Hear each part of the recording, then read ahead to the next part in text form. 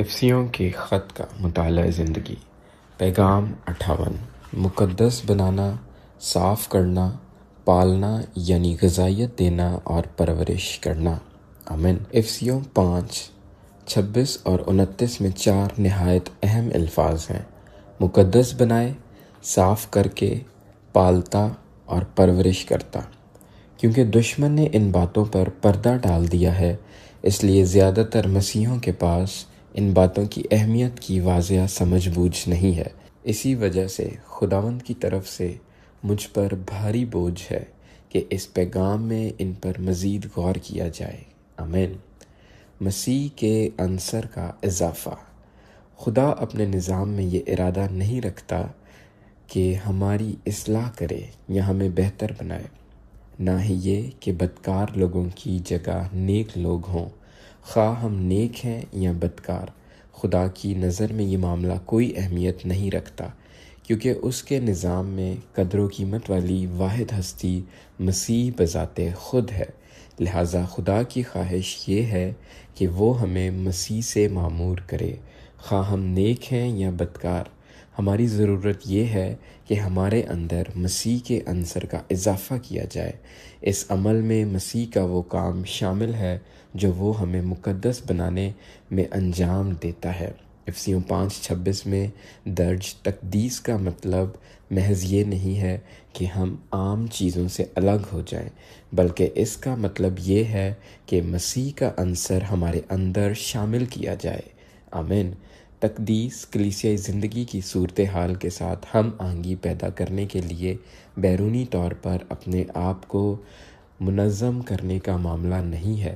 مثال کے طور پر ایک نوجوان بھائی کلیسیا میں شامل ہونے سے پہلے بڑا کاہل ہو سکتا ہے، لیکن اب جب کہ وہ کلیسیائی ذمہ دار بھائی کے گھر میں رہتا ہے تو مسلسل اپنے آپ کو یاد دلاتا ہے کہ درست طریقے سے برتاؤ کرے۔ یہ برتاؤ تقدیس نہیں بلکہ مذہب ہے۔ خدا کی نظر میں اس قسم کا مذہبی برتاؤ اس کوڑے میں شامل ہے جس کا پولس نے ذکر کیا۔ خداوند ہماری شخصی بہتری یا شخصی طور پر منظم ہونا نہیں چاہتا، بلکہ وہ ہمارے پورے وجود کو اپنی ذات سے معمور کرنا چاہتا ہے۔ بس تقدیس برتاؤ نہیں، بلکہ ہمارے وجود میں مسیح کے عنصر کا اضافہ ہے۔ آمین۔ ارادن رویہ نہیں، بلکہ بے ساختہ اظہار۔ جیسا کہ میں بائبل اور کنفیوشس کی تعلیمات دونوں سے واقفیت رکھتا ہوں، اس لیے میں اس حقیقت سے واقف ہوں کہ بہت سے مسیحی اپنی روزمرہ زندگی میں کنفیوشس کے شاگرد کی طرح جیتے ہیں۔ آمین۔ مذہبی تصور کے زیر اثر ان کی نظر میں بائبل عقیدوں اور اخلاقی تعلیمات کی کتاب کی طرح ہے۔ مثال کے طور پر ایک بہن دل و جان سے اپنے شوہر کے تابع ہونے کی کوشش کر سکتی ہے۔ ایسا کرنے سے دراصل وہ کنفیوشس کی پیروکار کی طرح زندگی گزار رہی ہے، اور ساتھ ہی یہ یقین رکھتی ہے کہ وہ ایک اچھی مسیحی ہے۔ وہ یہ کہہ کر اپنے رویے کی وضاحت پیش کرتی ہے کہ بائبل کے مطابق اس کا شوہر سر ہے اور شوہر کے تابع رہنا اس پر فرض ہے۔ یہ بات بہت اچھی لگتی ہے، لیکن یہ مذہبی بات ہے، اس لیے کہ یہ خدا کے نظام کے مطابق نہیں، کیونکہ خدا کا نظام یہ ہے کہ ہمیں مسیح سے معمور کیا جائے۔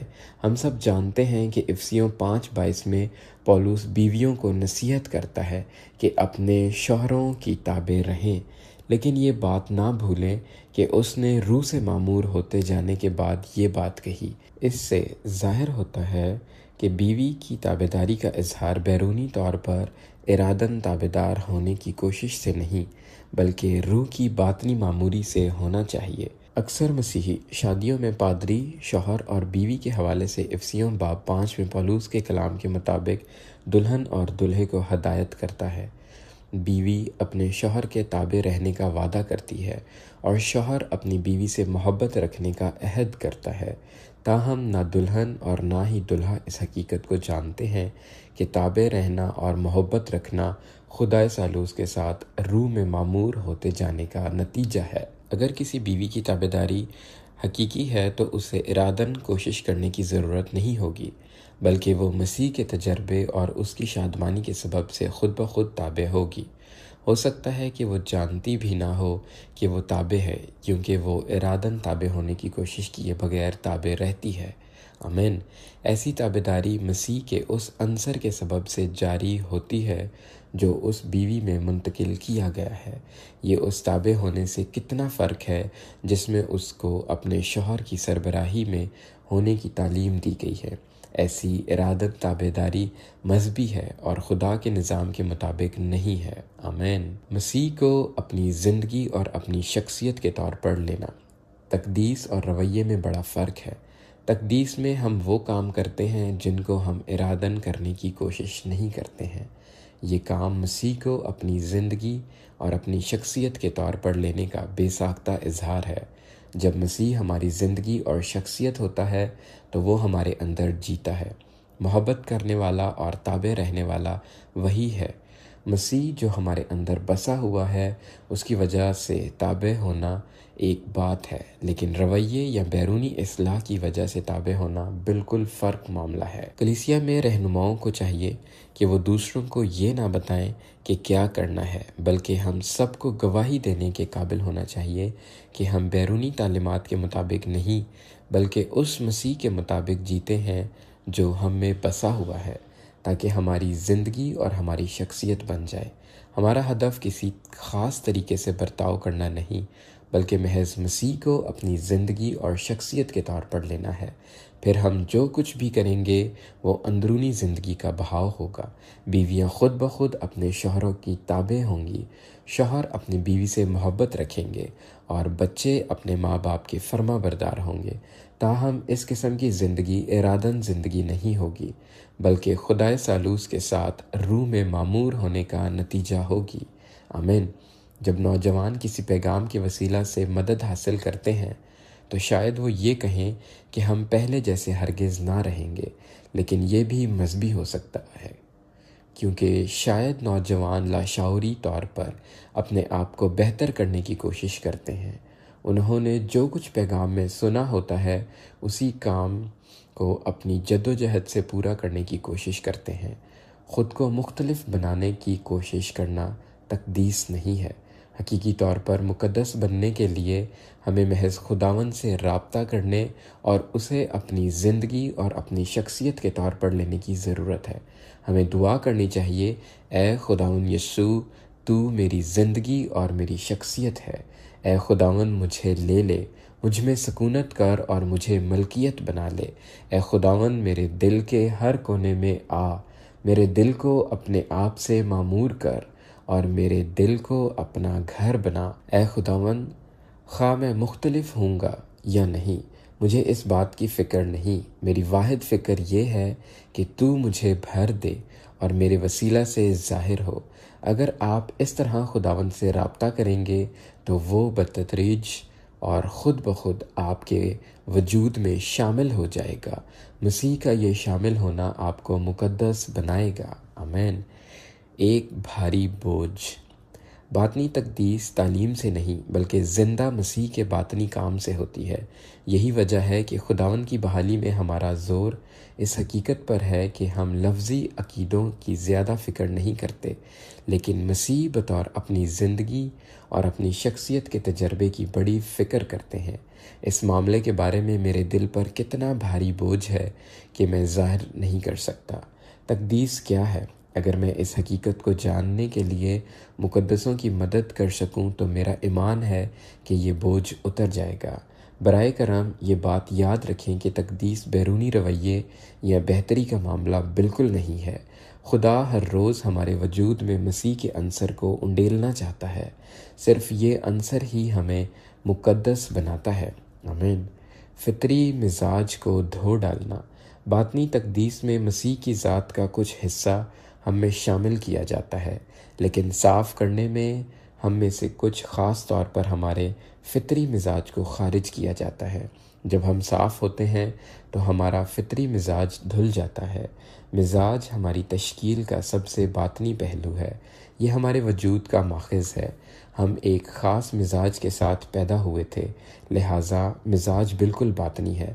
تاہم کردار جو مزاج، رواج اور عادت کا مجموعہ ہے، جزوی طور پر باطنی ہے اور جزوی طور پر بیرونی ہے، جبکہ رویہ بالکل بیرونی ہے۔ خداوند یسوع کو ہمارے رویے کی فکر کم ہے، ہمارے کردار کی فکر زیادہ ہے، لیکن سب سے زیادہ ہمارے مزاج کی فکر ہے۔ جیسے جیسے مسیح ہمارے اندر اپنا عنصر شامل کر رہا ہے تو وہ ہمیں صاف بھی کر رہا ہے اور ہمارے فطری مزاج کو خارج کر رہا ہے۔ اس کی صفائی ہمارے وجود کی گہرائی سے فطری عنصر کو دھو ڈالتی ہے۔ ہم نے بیان کیا ہے کہ خداوند کلیسیا کی تمام جھریوں کو دھو ڈالے گا۔ جھریاں ہمارے فطری مزاج کی وجہ سے پیدا ہوتی ہیں، لہٰذا ان جھریاں کے ختم ہونے کا واحد طریقہ یہ ہے کہ ہمارے فطری مزاج کے عنصر کو صاف کیا جائے۔ نوجوانوں میں یہ ظاہر کرنا آسان ہے کہ ان کا مزاج کیسا ہے، تاہم اگر پولس رسول ہمارے ساتھ ہوتا تو اس کے مزاج کو سمجھنا مشکل ہوتا، کیونکہ اس کو بڑے گہرے طور پر صاف کر کے پاک کیا گیا ہے۔ اس کے پرانے فطری مزاج کو مسیح کے عنصر سے دھو دیا گیا ہے۔ ہمارے فطری مزاج کو دھونے کا عمل تعلیم سے پورا نہیں کیا جا سکتا، بلکہ ہمارے وجود میں فقط مسیح کے عنصر کو منتقل کرنے کے وسیلہ سے پورا کیا جا سکتا ہے۔ جس وقت مسیح کا عنصر شامل کیا جا رہا ہوتا ہے، اسی وقت ہمارے وجود میں سے کچھ نکل رہا ہوتا ہے۔ چنانچہ ایک طرف ہم میں مسیح کا اضافہ ہوتا ہے اور دوسری طرف ہم میں سے فطری مزاج خارج ہوتا ہے۔ مسیح ہمارے وجود میں بتدریج شامل ہوتا جا رہا ہے اور ہمارا فطری مزاج خارج ہوتا جا رہا ہے۔ اس عمل کا نتیجہ صورت کی تبدیلی ہے، یعنی باطنی تبدیلی، جس میں نیا عنصر ہمارے وجود میں تشکیل دیا جاتا ہے اور پرانا عنصر نکال دیا جاتا ہے۔ آمین۔ زندہ مسیح کا کام۔ ہم نے بیان کیا ہے کہ افسیوں باب 5 آیت 25 سے 27 میں مسیح کو 3 مراحل میں پیش کیا گیا۔ جب مسیح ان مراحل میں سے پہلے مرحلہ میں تھا، یعنی جسم کے مرحلہ میں، تو وہ صلیب پر چڑھ گیا اور وہاں اپنے آپ کو کلیسیا کے واسطے موت کے حوالہ کر دیا۔ پھر جی اٹھنے میں وہ زندگی بخش روح بن گیا۔ اس دوسرے مرحلہ میں وہ ہمیں مقدس بنا رہا اور صاف کر رہا ہے۔ اگر ہم اس کے لیے دل کھولتے اور اس کو بتاتے ہیں کہ ہم تجھے اپنی زندگی اور اپنی شخصیت کے طور پر لینے کے لیے راضی ہیں، تو وہ اپنے آپ کو ہم میں شامل کرنے کے لیے زندگی بخش روح کے طور پر ہمارے اندر کام کرے گا اور ہمارے بڑھاپے یعنی پرانے پن اور فطری مزاج کو نکال دے گا۔ تقدیس اور صاف کرنے میں زندہ مسیح کا کام یہی ہے۔ آمین۔ غذائیت اور آسودگی۔ اب ہم پالتا یعنی غذائیت اور پرورش کی طرف آگے بڑھتے ہیں۔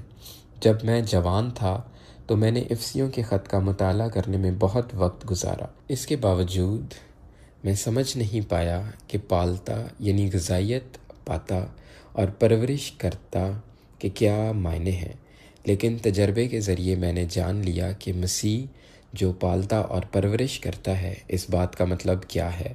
جب کبھی ہم خداوند یسوع کے سامنے دل کھولتے ہیں اور اسے اپنی زندگی اور اپنی شخصیت کے طور پر لیتے ہیں تو وہ ہمیں مقدس بناتا اور صاف کرتا ہے۔ اسی دوران وہ ہمیں پالتا یعنی غذائیت بھی دیتا ہے۔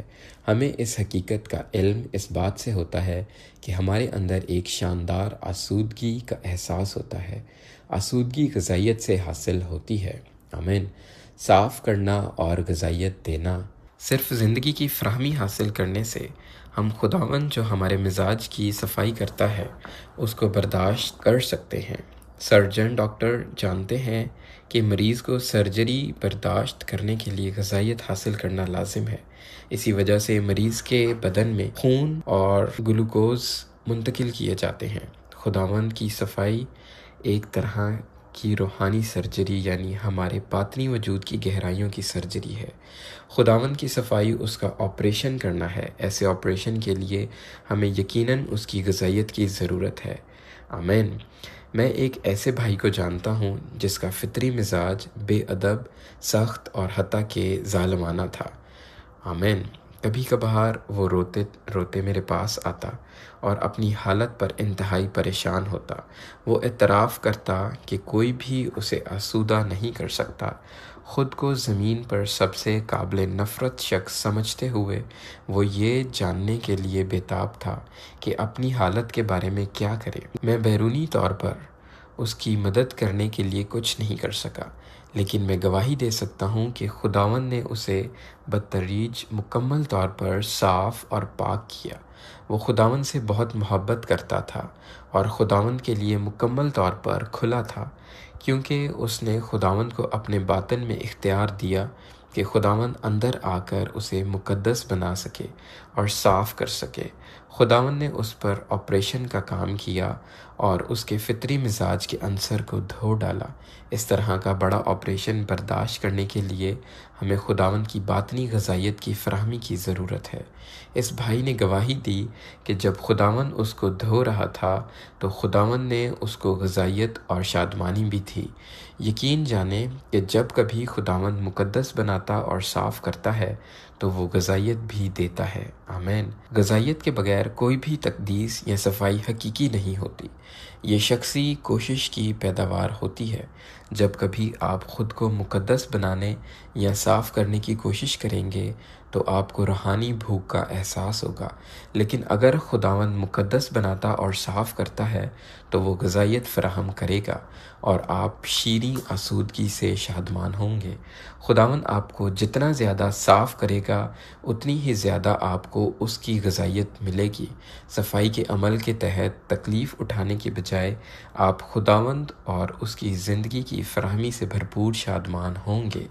آمین۔ خداوند کی نرم گرمائش کے وسیلہ سے پرورش۔ جیسے جیسے خداوند ہمیں پالتا یعنی غذائیت دیتا ہے تو وہ ہماری پرورش بھی کرتا ہے۔ وہ ایک ماں کی طرح ہے جو اپنے بچے کو کھانا کھلانے کے ساتھ ساتھ پرورش بھی کرتا ہے۔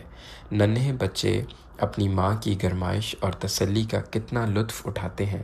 اگر آپ اپنے تجربے پر غور کریں تو آپ جان لیں گے کہ جب خداوند آپ کو مقدس بناتا، صاف کرتا اور پالتا یعنی غذائیت دیتا ہے تو وہ اپنی نرم گرمائش کے ساتھ آپ کی پرورش بھی کرتا ہے۔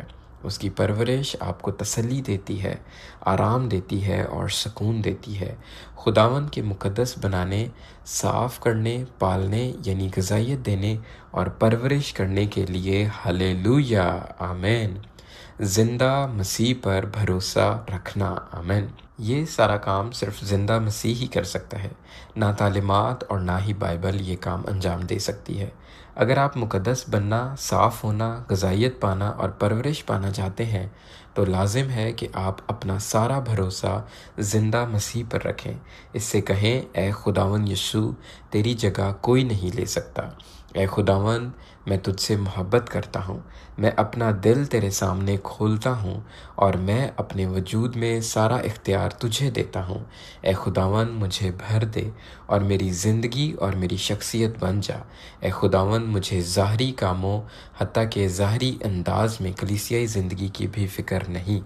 میری صرف یہی فکر ہے کہ اے خداوند، تو میری زندگی اور میری شخصیت بن جا۔ آمین۔ اگر آپ اس طرح خداوند سے رابطہ کریں گے تو آپ کو معلوم ہوگا کہ وہ کتنا زندہ، حقیقی، دستیاب اور موجود ہے۔ وہ آپ میں اپنی ذات کو شامل کر کے آپ کو مقدس بنائے گا۔ آمین۔ وہ آپ کے فطری مزاج کے پرانے عنصر کو دھو کر آپ کو صاف کرے گا۔ وہ آپ کو اپنی دولت سے غذائیت بھی دے گا اور اپنی گرمائش سے آپ کی پرورش بھی کرے گا۔ جبکہ یہ تمام کام آپ کے باطن میں ہو رہے ہوں گے تو بھی آپ کو خداوند کی شاندار شادمانی حاصل ہوگی۔ اسی طریقے سے خداوند اپنی دلہن تیار کر رہا ہے۔ اسی طرح ہم جلال والی کلیسیا بنتے جا رہے ہیں۔ خداوند یسوع، آمین۔ خداوند، اسی طرح ہم جلال والی کلیسیا بنتے جا رہے ہیں۔ خداوند جس کو مسیح اپنی آمد ثانی پر اپنے پاس حاضر کرے گا، آمین۔